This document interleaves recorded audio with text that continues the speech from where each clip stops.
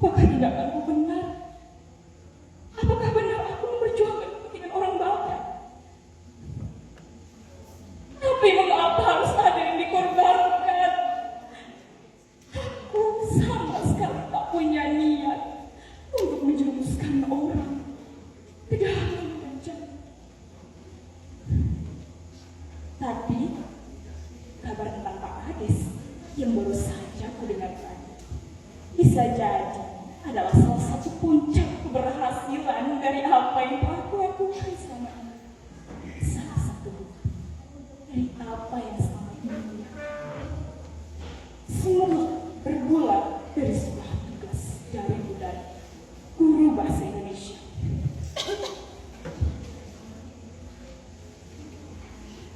Kalian yang cantik-cantik dan ganteng-ganteng, sebelum mengakhiri kelas kita hari ini, seperti biasa ya, ada tugas untuk dikumpulkan minggu depan. Sesuai dengan materi kita hari ini, coba kalian buat karangan tentang hal-hal menarik yang ada di tempat tinggal kalian masing-masing.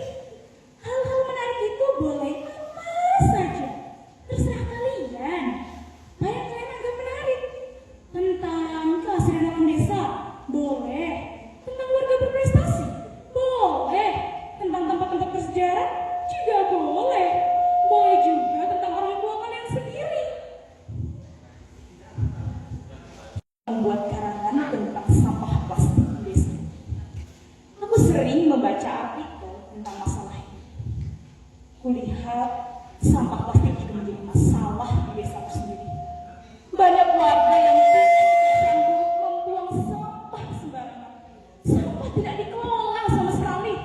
Pinggir jalan, kok, sungai, bahkan kebun penuh tebaran warna-warni sampah plastik.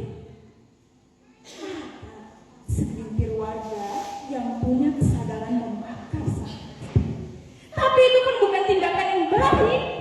Rasanya sangat berbahaya. Pemerintah desa juga tak mau turun tangan menangani masalah ini. Nyaris ada tempat pembuangan sampah sementara di desa ini. Aku menulisnya dengan cermat dan lengkap, ditambah kutipan wawancara dengan beberapa warga. Bu Darni suka sekali dengan karanganku. Beberapa hari kemudian, iseng-iseng kukirim karanganku ke sebuah portal kabar warga online. Dilengkapi dengan beberapa foto dari HP-ku. Dan mereka memuatnya. Senang sekali rasanya melihat karanganku muncul di portal itu. Namaku tertempel di sana. Aku senyum-senyum sendiri membaca tulisanku sendiri. Karena senang, iseng-iseng aku membuat artikel tentang desa.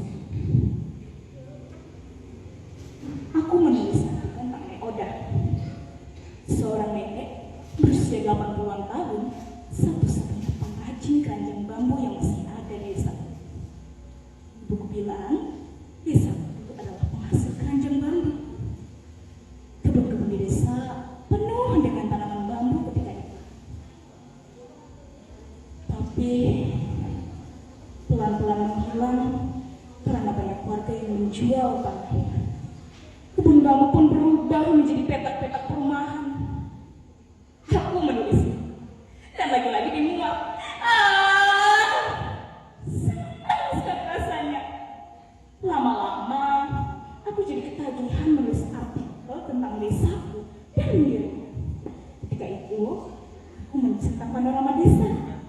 Ada sebuah bukit yang cukup memesona di desaku. Masih hijau, luput dari rambahan perumahan. Jika kita naik ke puncaknya, kita bisa melihat hutan di sebelah utara seperti karpet hijau yang tebal. Jauh di barat sana, lautan menghampar luas. Di selatan, kota terbentang dengan kita bisa melihat seperti langit malam penuh bintang. Kalau kita menoleh ke arah timur, gunung-gunung saling bertumpuk. Pagi-pagi kita bisa melihat matahari menyumpul di sela-sela tumpukan gunung itu. Aku menulisnya dengan bahasa yang indah, mengirimnya dan dimuat lagi. Gara-gara artikel yang kutulis, banyak orang dari kota berdatangan ke bukit itu. Mereka menyebar foto-foto di medsos, dan makin banyak lagi orang-orang yang berdatangan. Bukit itu jadi viral dalam skala lokal. Aku jadi suka menulis artikel dan mengirimnya ke berbagai portal berita dan media online. Aku menulis tentang hutan lindung, tentang tempat-tempat bersejarah, tentang toleransi beragama, tentang jalan rusak, air bersih, tentang permainan anak-anak, tentang efek buruk HP buat anak-anak di desa, tentang dan banyak lagi. Dan sejak saat itu, aku bercita-cita menjadi wartawan. Ya, seorang juru warta yang tugasnya bukan hanya menyebar berita-berita yang benar, tetapi juga membela kepentingan warga yang sering dilalaikan oleh banyak pihak, terutama oleh pemerintah. Bukan hanya bercita-cita menjadi wartawan, bahkan sejak saat itu aku menamai diriku warta, yang artinya kabar atau berita. Padahal namaku sebenarnya adalah Rizka. Aku jadi gemar membaca koran dan majalah sekaligus yang biasanya menjadi bacaan orang dewasa. Aku paling suka berita investigasi, berita yang mengungkap hal-hal rahasia balik suatu peristiwa. Aku jadi kecanduan peristiwa yang tak terungkap. Membayangkan wartawan investigasi kerjanya seperti seorang detektif.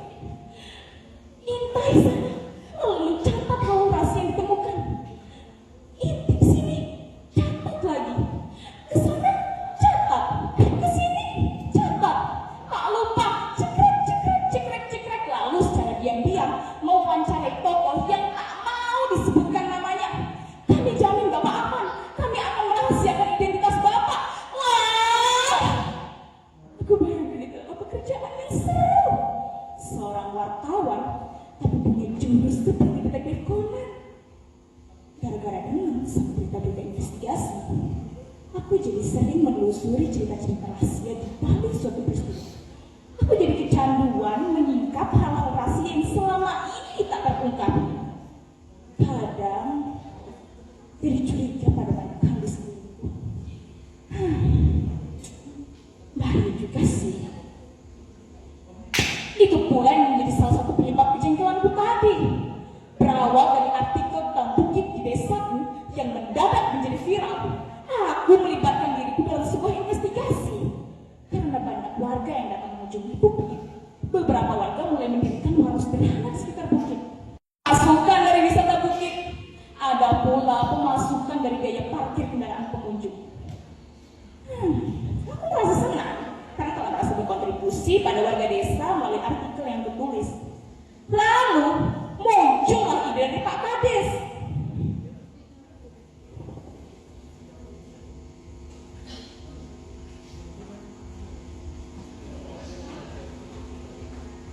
Bapak-bapak, ibu-ibu, warga yang saya hormati, kita semua merasa senang dengan keberadaan bukit ini yang kini banyak dikunjungi orang. Warga juga mendapat pemasukan dari wisata bukit yang mendadak viral ini. Yang mengembirakan juga, tahun ini desa kita mendapat dana pemberdayaan dari pemerintah provinsi sebesar 300 juta. Dana ini seluruhnya akan kita gunakan untuk membangun berbagai fasilitas di wisata bukit ini. Jadi, puncak bukit ini akan kita bangun menara pandang biar bisa melihat pemandangan lebih tinggi. Beberapa gazebo dan tempat duduk juga akan dibangun. Juga fasilitas toilet dan wifi gratis. Untuk menambah pemasukan, kita akan tarik biaya tiket masuk dari pengunjung. Bukit ini akan jadi ikon dari desa kita tercinta. Semua warga yang hadir penasaran kegirangan. Mereka membayangkan desa mereka akan menjadi tempat wisata yang ramai, pemasukan yang menggiurkan, ekonomi warga bergerak.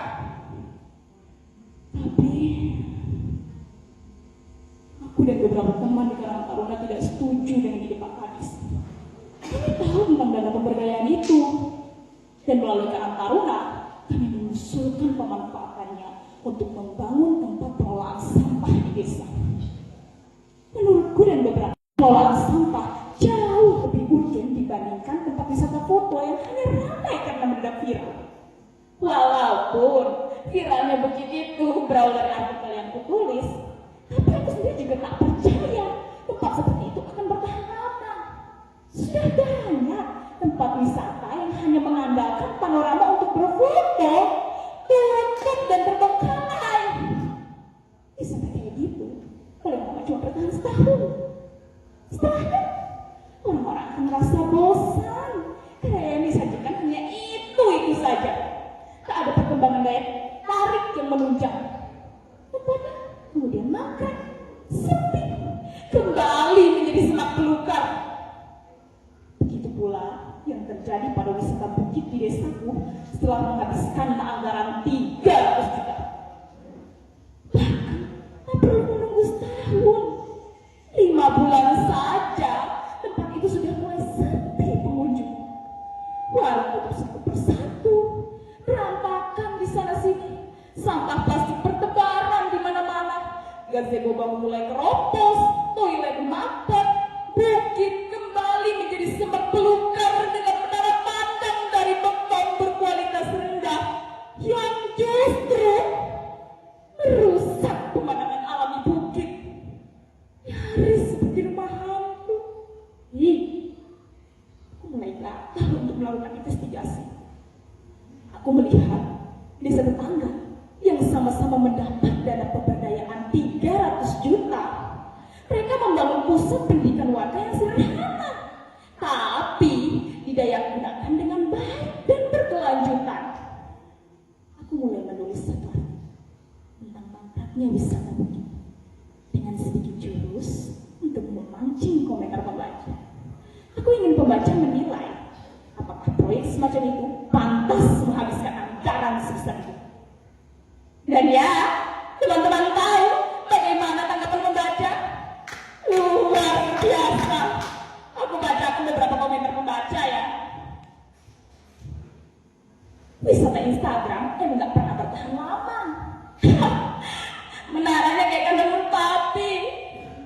Bangunan kayak gini mah duit 100 juta aja udah susah banyak.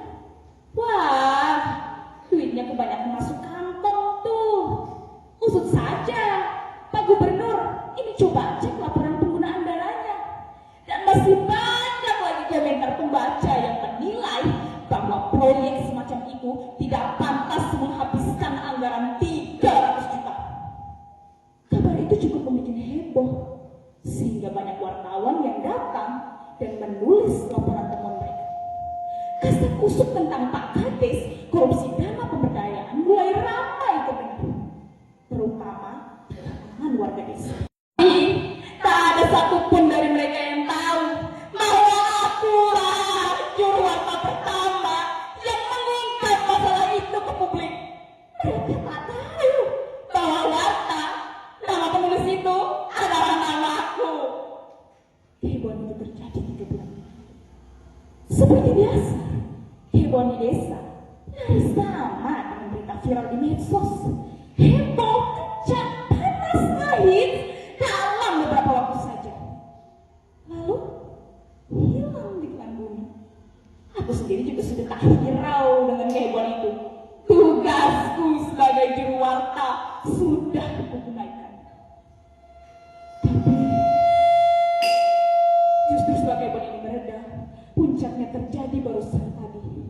Aku mendengar kabar dari orang di depan rumah kalau Pak Kadis ditangkap di kantornya oleh petugas kejaksaan